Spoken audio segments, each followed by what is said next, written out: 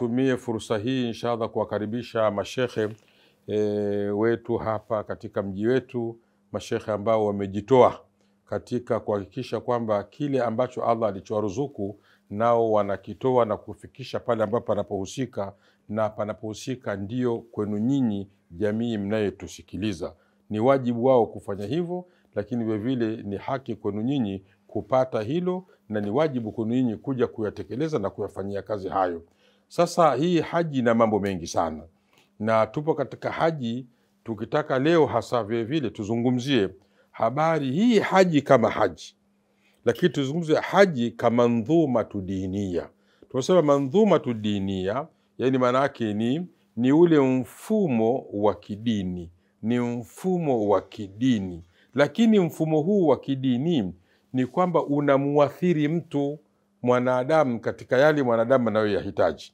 Hija ni mfumo wa kidini, lakini ni mfumo ambao unamtengeneza huyu unamtengeneza mwanadamu, unamtengeneza Muislamu ala khusus katika mambo unamuathiri.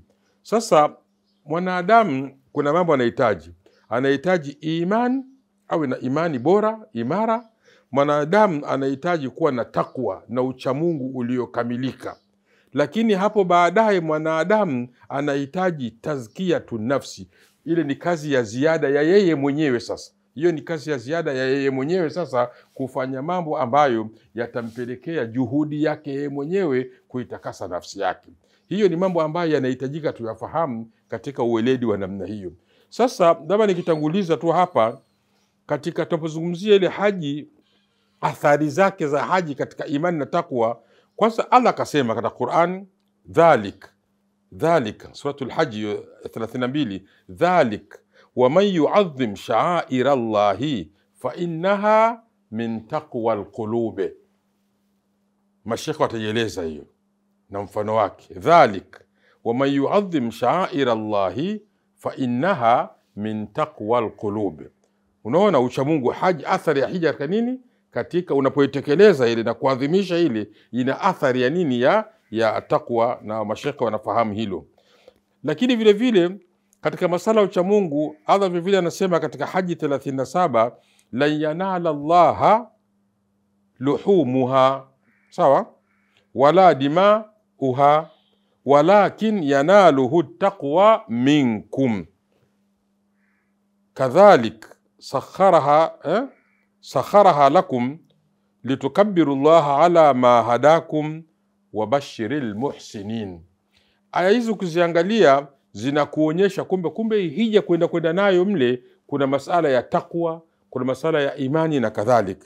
Kwa hiyo nadhani Sheikh Ibrahim wapenda watazamaji waangalie ile iman, athari ya hija katika takwa, na kwa msingi wa aya hizi na aya nyingine nyingi tena, inshallah wako tayari kusikiliza katika hilo, athari ya hija katika iman na takwa, kumjenga mtu katika takwa.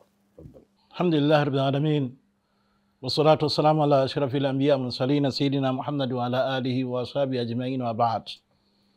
Athari ya hija katika kumjenga mtu kiimani, kiuchamungu na kusafisha nafsi. Mambo haya matatu ni katika mambo ambayo ni muhimu katika maisha ya kila siku ya mwanadamu, kuhakikisha kwamba anajenga imani yake ili apate uchamungu, na ili kufika kote huko ni lazima kuhakikisha kwamba anaitakasa nafsi yake. Anaitakasa nafsi ni katika maadui wakubwa wa mwanadamu. Katika adui mkubwa kabisa wa mwanadamu ni nini? Ni hii nafsi. Adaik nafsuka allati baina jambaik. Adui wako mkubwa kabisa si shetani. Inna shaytana lakum adu fattakhidhuhu aduwa. Lakini adui wako mkubwa kabisa ni nafsi yako. Hii nafsi yako ndiye adui wako mkubwa kabisa. Ukiweza kuidhibiti nafsi yako, basi sheitani hapati nafasi. Lakini unaweza kumdhibiti sheitani, bado nafsi ikapata nini? Ikapata nafasi. Sasa maeneo haya, kujenga iman, kujenga uchamungu na kutakasa nafsi, ni katika vitu ambavyo kwamba ni muhimu na vinavyopatikana mno katika ibada nzima nini? Ya hija. Eneo la kwanza kama alivyoashiria shekhe wetu Sheikh Ndauga hapa kwamba aya ya Mwenyezi Mungu Subhanahu wa Ta'ala inatuelezea kwamba katika ucha Mungu basi ni kuheshimu yale matukufu ambayo Allah Subhanahu wa Ta'ala ametuelezea kwamba nini ni matukufu. Tuliwahi kuzungumza katika kipindi kimoja kwamba katika matukufu yao hayo ni huu mji wenyewe wa nini wa Makka. Ni mji mtukufu, ni mji mtukufu, ni mji mtukufu. Kwa hiyo mji huu unatakiwa kwamba ufanye nini? Uheshimiwe, uheshimiwe. Na mtu unapoheshimu mji huu si kwa maana unaheshimu tu kwa mujarrad kwa sababu mji huu uko katika nchi fulani.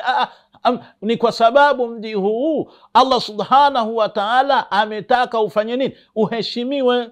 So huku kuheshimu ni katika kujenga imani na kujenga uchamungu wako. Kwa hiyo unapoingia katika ibada ya hija ukaanza kuelekea katika mji huu, uelewe kwamba unakwenda katika eneo maalum ambalo Allah Subhanahu wa Ta'ala amelipa hadhi maalum. Imani yako hii itakufanya wewe uweze kufika katika lile lengo ambalo lilotoka nalo la kutekeleza ibada hii inavyostahili.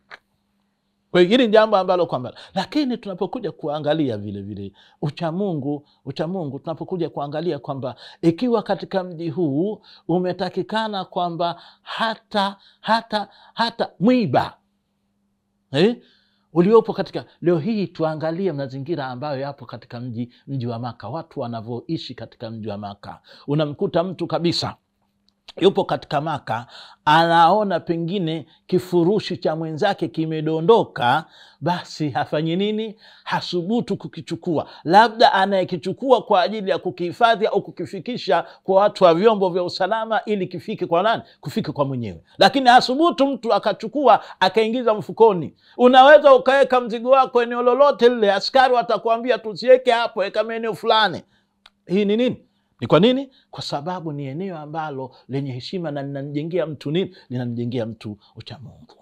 Lakini tunapokuja kuangalia vile vile ule mwenendo wa mtu, heshima yake, tawadhu yake, kula wakati kumkumbuka Allah Subhanahu wa Ta'ala, nako huku nako kunamjengea mtu ucha Mungu. Tumeelezea kwamba miongoni mwa nguzo, baada ya nguzo ile ya ihram ya kuhirimia, kuna nguzo ya kutekeleza nini? Tawafu. Lakini kuna nguzo ya sa'i baina Safa wal Marwa, kule kutembea kwa kasi kidogo kati ya Safa na nini na Marwa. Tuangalie hapa namna gani Mtume sallallahu alaihi wasallama alivyokuwa akiujenga ucha Mungu. Mtume sallallahu alaihi wasallama alipokuwa akipanda kwenye kilima cha Safa, basi alikuwa akikabir, akimtukuza Allah Subhanahu wa Ta'ala mara 3, akimtaja Allah Subhanahu wa Ta'ala mara 3, akiomba dua mara 3. Na alikuwa Mtume sallallahu alaihi wasallama akikariri maneno haya akisema la ilaha illa Allahu wahdahu la sharika lahu, lahul mulku wa lahul hamdu, yuhyi wa yumitu wa huwa ala kulli shay'in qadir.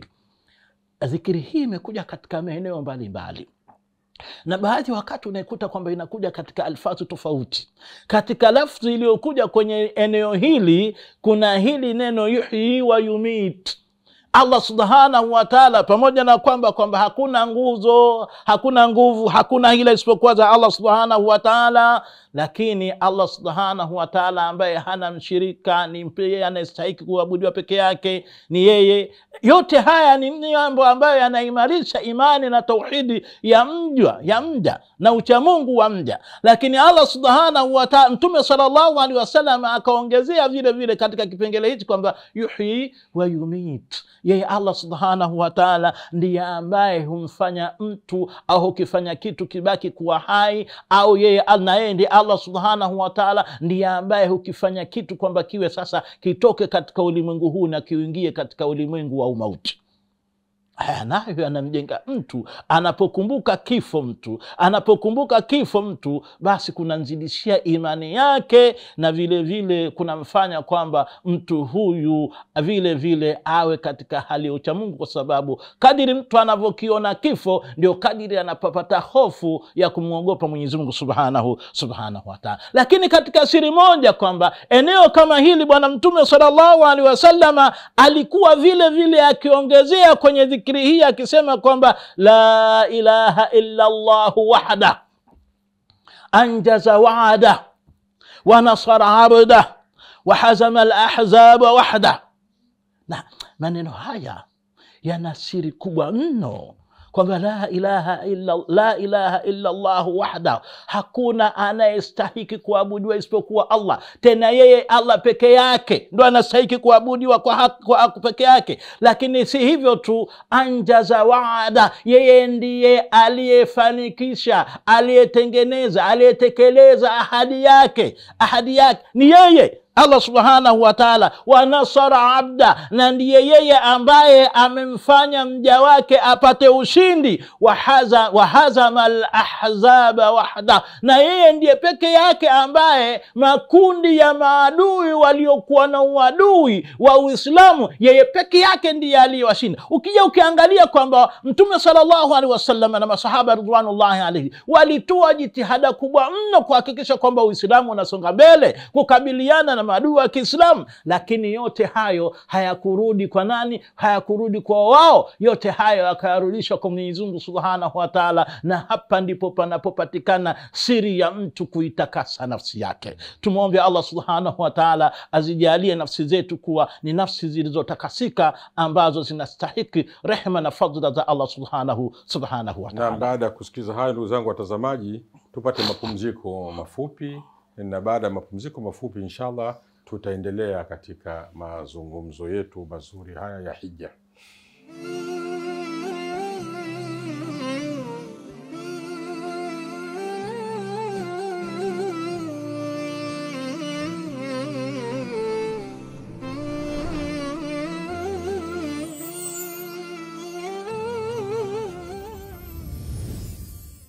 Naam, ndugu zangu watazamaji, tunaendelea baada ya mapumziko mafupi na mazungumzo na maelezo, wakati tukidadavua na kuieleza hii haji. Kama tulivyoona kwamba hija athari zake katika imani, tumeona hija athari zake katika uchamungu, na tumeona hija na tazkiyatun nafsi, maana kwamba nafsi inafanya nini? Inataka itakaswe, na ni kazi ya mwanadamu mwenye kujitahidi kuitakasa nafsi, lakini hija inakuwa ni kisaidizi. Wa nafsi wa masawaha qad aflaha man zakaha, amefaulu yule aliyoitakasa nafsi yake. Wa qad khaba man dassaha, kapata hasara yule ambaye aliyoichafua nafsi yake. Kwa hiyo masala ya nafsi kuitakasa ni swala ambalo mwanadamu ni kazi aifanye hivyo, lakini Allah amekuwekea katika hija kwamba hija jinsi ilivyokaa muundo wake tayari inakujengea ule uwezo.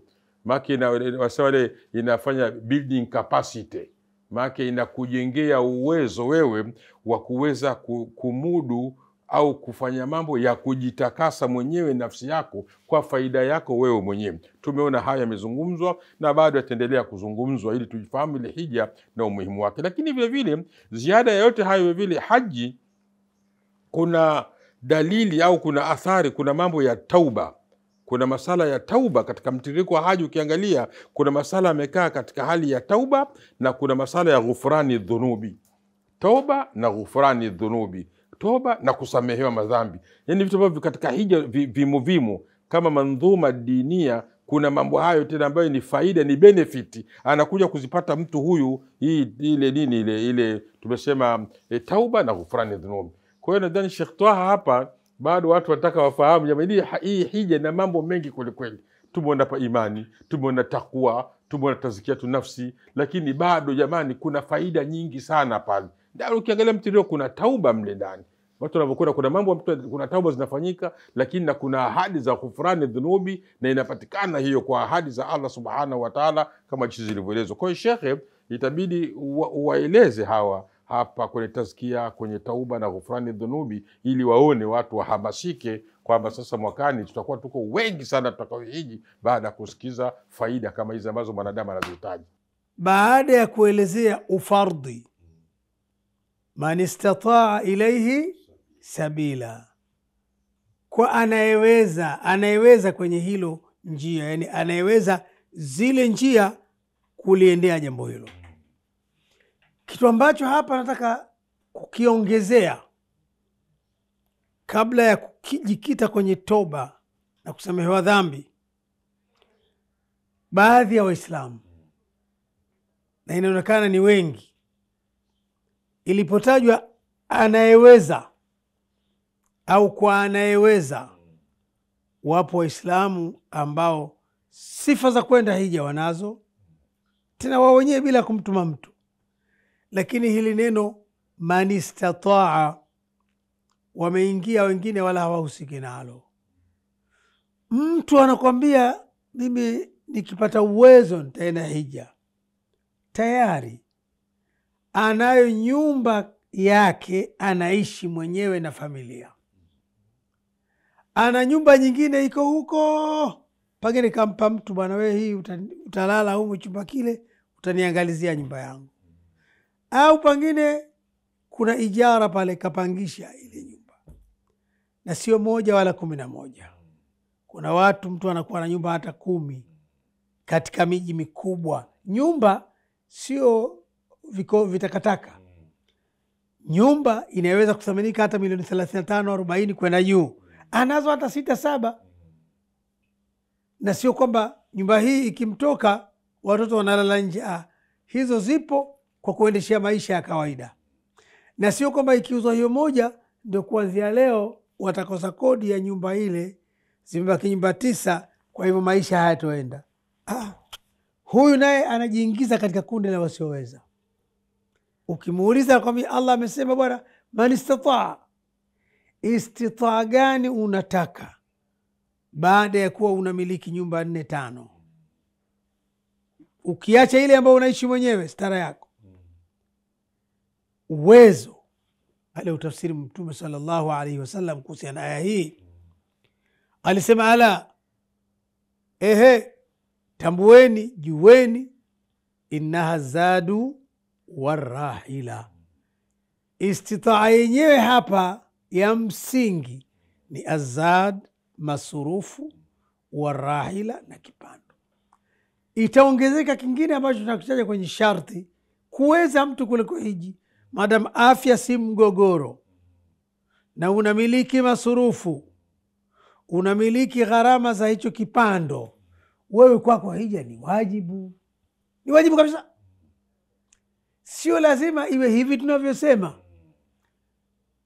Kwenye akaunti yako benki kule una milioni 20, 30 zimekaa tu. Unazo aseti nyingine ambazo kuwa nazo wewe, hizo zinaweza kutengeza fedha, lakini hujataka ili ziwepo waje kurithi watu. Wewe unawajibika. Unawajibika kabisa kwa mujibu wa Mtume sallallahu alaihi wa alihi wasallam alivyosema. Sasa akaja akasema waman kafara. Angalia ulazima wa hija, hitimisho la aya, waman kafara, na yeyote ataye kufuru neema hii. Hapa kufuru sio ile ya kuwa nje kabisa na Uislamu, lakini umefanya jambo shibu ya unakufuru neema za Mungu. Unajisema na wewe huna uwezo, wakati una majumba, una mashamba, una mifugo, una kila kitu. Kwa kujidekeza huku ndio utakuta sehemu kubwa ya Waislamu wanaweza kutoa zaka. Lakini nakwambia bwana, ile inataka watu wenye uwezo. Tunataka watambue watu na iwe ni sehemu ya maarifa kwao. Hija haitusubiri utajiri, ni istitaa. Istitaa ni kitu kingine na utajiri ni kitu kingine.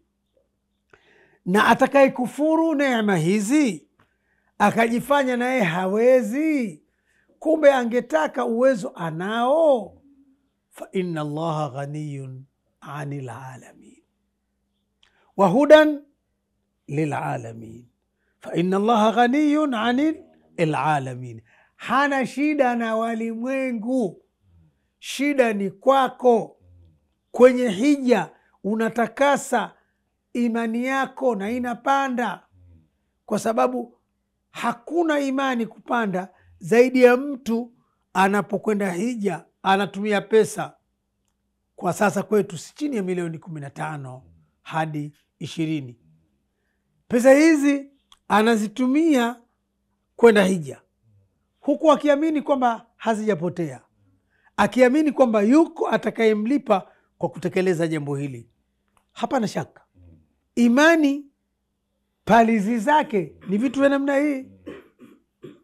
Innamal mu'minuna, kwa hakika waumini wa kweli, kawataja hapa kwamba wa idha tuliyat alaihim ayatu zadatuhum imana. aya zinawazidisha imani. Mtu anaamini kabisa mamilioni haya pesa wala hajapoteza, atazikuta mbele ya Allah tabaraka wa taala, zitasoma kwamba alihiji huyu mja. Na kwa kuwa Allah ghaniyun ani alamin, ujue kwamba unapoenda hija kumbe ni kwa maslaha yako wewe, kama alivyosema maeneo mengine, man amila salihan falinafsihi waman asaa faalaiha wama rabbuka bidhallamin lilabid. Kwa hivyo ndugu yangu mtazamaji, elewa na tambua na ubebe amana hii. Sisi wafikishaji tunamwambia Mwenyezi Mungu, Allahumma, sisi tushafikisha na tushawashuhudilisha tuliowafikishia kwamba kwenye hija unatengeza na kuimarisha imani yako, kwenye hija unajitakasa nafsi yako, lakini pia kwenye hija unapambana, kwa sababu anasema shaitani, moja ya maeneo ambaye anakuwa si chochote si lolote, anakuwa kiduchu kama kidonge cha Pilton, kaduchu pale ambapo watu wanasamehewa katika viwanja vya Arafa. Kwa hivyo ukiangalia kwenye hija pia yako mapambano dhidi ya adui shetani, lakini kwa yule anayejitutumua anapambana na adui ambayo ndugu yangu Sheikh Ibrahim amewashiria, nafsi yako ambaye baina jambaika. Kwa hivyo tusifanye taswifu saufa. Hapana, usikubali kujichanganya na wasioweza wakati wewe uwezo unao. Uwezo namba moja, nasisitiza kwa mahujaji, ni ile kutambua kwa kwamba hija ni fardhi kwa Waislamu, fardhi kwa wenye imani, na mimi ni mmoja wapo. Naweza leo, kwa maana mwaka huu, naweza mwakani. Kama huna jambo ambalo kwako ni kipaumbele na umeliona kuwa ni la lazima, fedha au pesa haikosi matumizi. Ndio maana utakuta mtu hajenda kwa hiji, na nishasema ana nyumba 3-4, anaona nasikia kuna kiwanja kule Segerea, nitajenga nyingine. Ikisha ile nasikia kuna kiwanja sehemu fulani, nitajenga. Inakuwa ni mtu aina hii. Tuna ushuhuda wa watu walikuwa na pesa nyingi na hawakwenda hija, na wale watu wakiwa, kuna mama mmoja namtolea mfano, kielelezo cha watu ambao imani zao zimekuwa. Huyu mama ni mtu wa kanda ya Ziwa. Tulimtembelea katika misafara ya dawa kwenye hili la kuhamasisha hija, tukiwa kwenye taasisi ya iTravel. Tumemwendea kumtembelea, mumewe anatuambia, huyu mke wangu katika shughuli zetu za maisha ya kila siku yana biashara zake vidogo vidogo, na mimi nimejiweza kidogo, nikaona bora nimnunulie kijigari arahisishie shughuli zake, na umri zinaushakuwa umesonga mbele. Hii tukio limetokea hii 2025 miezi ya nyuma. Tuwatoa mfano kuona imani, masala sio uwezo wa pesa nyingi. Yule mama alimuuliza mumewe, pesa hii gari yangu kweli umeninunulia mimi? Akamwonyesha kadi ya usajili. Iliposoma kwa ni yake, akamwambia, kama ni yangu niko huru kuitumia nitakavyo, na ukabidhi moyo wangu niuzie hii gari. Mimi haja yangu kumtembelea Jalla waala katika nyumba yake. Bwana kama utani, akaona haya ametuambia mwenyewe huyu bwana, nikaona nisije nikabeba dhima. Akauza ile gari, lakini pesa hazikutosha kwa mujibu wa hija mwaka ule, akamuongezea, akenda hija huyu mama. Sasa huyu hakuwa nazo pesa kabisa. Wewe tunu yako unaona uongeze nyumba nyingine, imani imevia. Huyu imani yake juu ya jambo la Mungu ile amejua, amewajibika. Unajua gari ni vitu vya tunaona sisi kwa ushamba wetu ni kitu cha kujivunia, mtu ana gari, lakini yameona si muhimu kwangu. Muhimu ni itikie wito wa Mwenyezi Mungu, nikatakase nafsi, nikafanye tauhidi ya Mwenyezi Mungu, nikasaidiane na waumini wenzangu kuimarisha udugu wa Kiislamu na upenzi wa Kiislamu, nikashuhudie kile ambacho Allah alichokisema, liyashhadu manafia lahum. Kweli huyu mama ameenda na amerudi.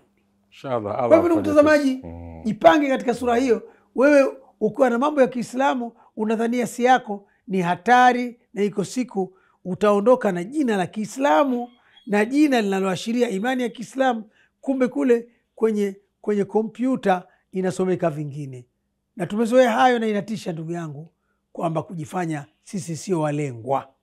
Shadha, nadhani ni mfano mzuri tumeangalia watu wetu wamefanya hayo na wamefanikiwa, na bila shaka watakuwa wamefanikiwa zaidi kwa sababu imani zao zilikuwa ni kubwa. Hiyo ni haji jinsi gani inavyojenga imani. Nadhani tuishie hapa kwa kipindi hichi, tuyafanyie kazi haya, na Allah atumwombe atupe taufiki. Wassalamu alaikum wa rahmatullahi wa barakatuh. Alhamdulillah.